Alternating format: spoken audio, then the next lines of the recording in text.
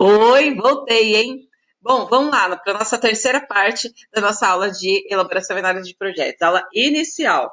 No vídeo anterior, a gente falou sobre o que é projeto, falamos das características dos projetos e os tipos de projetos existentes de acordo com os critérios de complexidade e incerteza e nos fazem acreditar aí que tem, ao mesmo tempo que existem projetos muito simples e cujo resultado é praticamente garantido, também tem aqueles projetos muito complexos e que pode dar tudo errado. Continuando um pouco aí com esse raciocínio, a gente tem aqui uma questão muito importante no projeto, que é a natureza do cliente. Você sabia que o gerenciamento de projetos tem cliente? Tem. E como se não bastasse, a gente tem clientes internos e clientes externos. Por quê? Os projetos, eles podem ser empreendidos dentro da própria empresa para suprir as suas demandas. Vamos supor, você tem uma empresa e de repente o presidente da empresa, você tem, não, né? Você tem, você é o presidente, mas enfim, você entendeu, né? Tem uma empresa que o presidente chega e diz assim: olha, a gente precisa cortar pessoal. A gente precisa cortar 10% do nosso quadro de pessoal. E aí, para fazer isso, a gente vai reorganizar alguns departamentos dentro da empresa. Isso é um projeto, porque você tem, de repente, dois departamentos que vão se fundir e formar um departamento só, e algumas pessoas vão ser desligadas. Isso é o que a gente chama de projeto interno, né? E aí serve às necessidades da empresa. E tem os projetos externos, que são aqueles que são demandados pelos stakeholders, pelas partes interessadas que estão fora da empresa. É quando, por exemplo, o governo, né, uma prefeitura pede para a empresa para ela seguir uma norma de descarte de resíduos, é quando um cliente vem e pede uma adequação num produto ou faz uma reclamação sobre um produto, é quando um fornecedor te chama para desenvolver uma nova solução com ele. Tudo isso é projeto externo e também é considerado projeto em relação à gestão e à organização dos processos que a gente tem que ter. E aí, para cada um desses projetos, seja ele interno ou externo, a gente também vai ter clientes internos ou externos. Os clientes internos são os funcionários da empresa que estão trabalhando com a gente no projeto e que vão, dependendo, a gente muitas vezes depende do trabalho deles para poder fazer o nosso. E os clientes externos, que são aqueles que estão lá fora da empresa, da organização, e que estão também esperando pela gente ou mandando informação para a gente. Então, conhecer essa diferença, essa natureza do cliente é muito importante, porque a gente precisa aprender a lidar com todas essas demandas para evitar ou minimizar os conflitos que existem dentro de um projeto. Outra coisa importante que a gente precisa pensar, existem atores do projeto, não é ator, né, atriz de televisão, não é isso que eu estou falando, mas são, de fato, pessoas que ocupam papéis distintos dentro de um projeto. E aí a gente tem aqui pelo menos três desses papéis, três desses atores diante de um projeto. A gente tem o patrocinador, que é o cara que vai lá e vende a ideia do projeto, banca a ideia do projeto dentro da empresa. É o cara que defende o negócio lá na frente para quem for a hora que precisar, tá certo? Geralmente é o indivíduo que deu a ideia para aquele negócio acontecer. Aí a gente tem o cliente, que é quem demanda aquelas entregas que nós vamos fazer, seja a entrega do final do projeto, do produto final do projeto, ou as entregas intermediárias. Por exemplo, eu preciso, sei lá, eu preciso que a secretaria ela me mande uma lista de alunos para eu saber quem é que está matriculado na minha disciplina.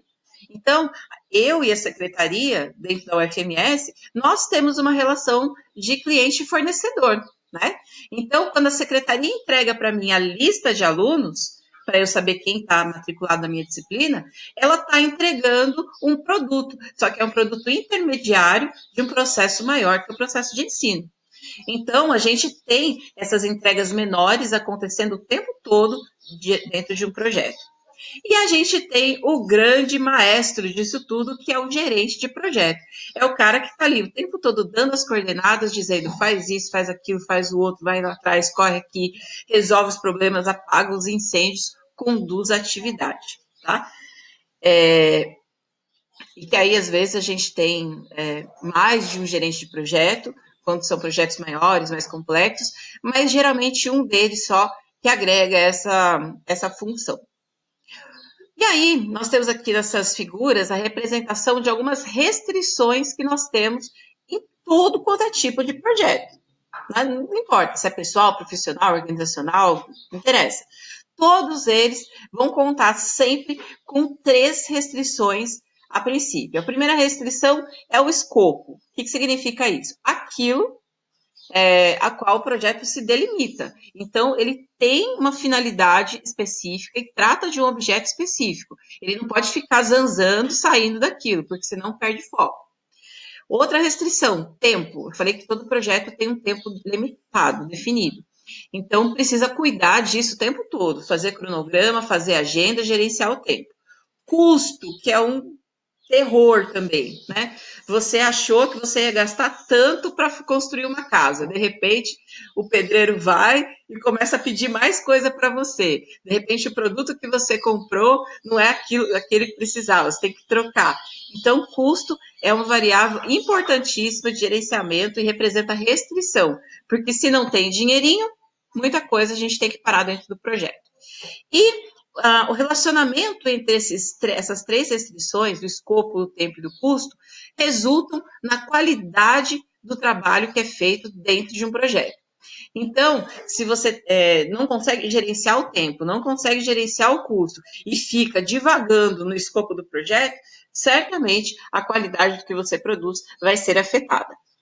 Nesse outro gráfico aqui, nessa outra representação que a gente tem do lado direito, tem uma das coisas que eu considero mais importantes no gerenciamento de projetos, que é o planejamento.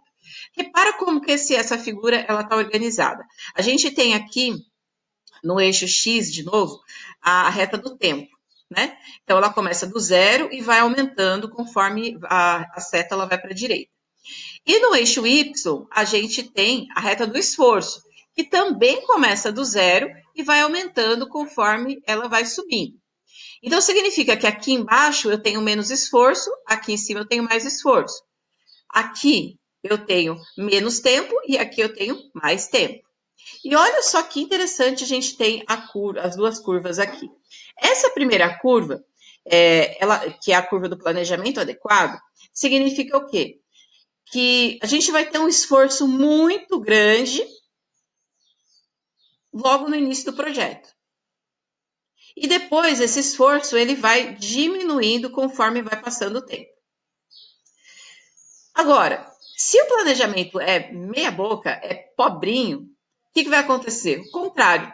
A gente vai ter um esforço pequenininho no começo do projeto, só que depois vai dando problema atrás de problema e a gente vai tendo que se esforçar mais ao longo, até o final do projeto. Em outras palavras, olha, quanto mais você planeja, menos trabalho você vai ter lá na frente. Admitindo que o seu planejamento vai ser feito da forma correta. Então, não é que isso é uma regra, né? Mas eu acho que é uma coisa que a gente observa o tempo todo em gerenciamento de projetos. Quanto mais tempo você gasta planejando, menos problemas você vai ter lá na frente. E isso faz diferença quando a gente pensa nas restrições de projeto que eu mostrei na outra figura aqui dessa página, tá certo? Então, dá trabalho? Dá. A gente fica com a cabeça cheia? Fica, mas vale a pena pensar nisso antes de começar alguma coisa e depois não concluir, né? Depois não levar à frente. Aí, aqui a gente tem, em relação ao plano do projeto, também 3 perspectivas diferentes para a gente gerar os planejamentos do projeto que eu comentei lá no slide anterior. A gente tem, na verdade, a perspectiva do cliente, então, como que o cliente olha e enxerga o projeto, a perspectiva técnica executiva, como que o pessoal que está na operação, na operacionalização, na linha de frente, enxerga o projeto. Então, uma coisa é o que o cliente enxerga, outra coisa é o que o pessoal da área técnica enxerga, e outra coisa é o que o gestor do projeto, o gerente do projeto, a empresa enxerga, que é a perspectiva empresarial. Então, quando a gente junta essas 3 dimensões, a perspectiva do cliente, a perspectiva técnica e a perspectiva da empresa, aí sim é que a gente tem um plano do projeto bem sucedido, certo? Então, precisa sempre pensar nesses três lados quando a gente está compondo o nosso planejamento do projeto.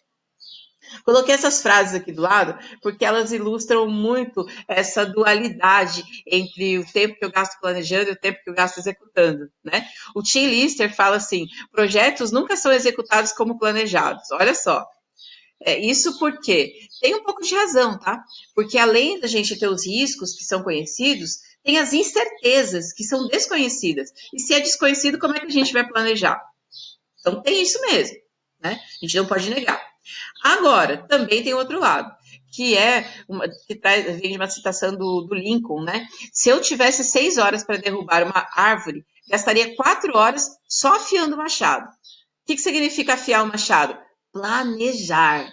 Então, eu vou planejar, vou estudar um negócio, estudei, vi como é que eu vou fazer, vou lá e faço. É desse jeito. Então, cada um fica aí com aquilo que acredita ser melhor para o gerenciamento do projeto. Eu fico na perspectiva do planejamento. Eu gosto e acredito que planejar sempre dá mais certo do que fazer assim na doideira. Vou dar uma paradinha aqui para a gente ir para a nossa última parte da aula, tá bom? Até mais!